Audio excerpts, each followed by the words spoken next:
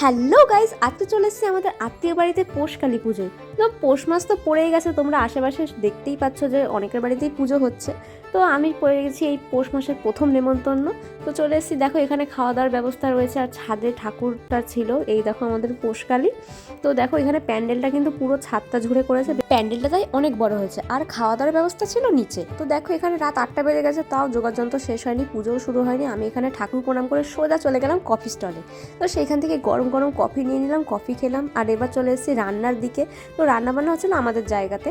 তো এইখানে দেখো আমি খেতে বসে পড়েছি। তারপরে এখানে দিয়েছিল কচুরি, তার সাথে ছোলার ডাল, যেটা আমার খেতে খুব ভালো লাগে এই কম্বিনেশনটা। তারপরে দিয়ে দিল গরম গরম খিচুড়ি, তার সাথে পালং শাকের ঘ্যাট, আর এরপরে দিয়ে দিল হচ্ছে বেগুনিটা পরে দিয়ে দিল। আর তারপর দিয়ে দিল চাটনি, পাঁপড় আর একটা রসগোল্লা। তো এই ছিল আজকে পৌষকালীর খাওয়া দাওয়া। ভিডিওটা তোমাদের কেমন লাগলো আমাকে অবশ্যই জানিও, আর অবশ্যই সাবস্ক্রাইব করো কিন্তু। বাই।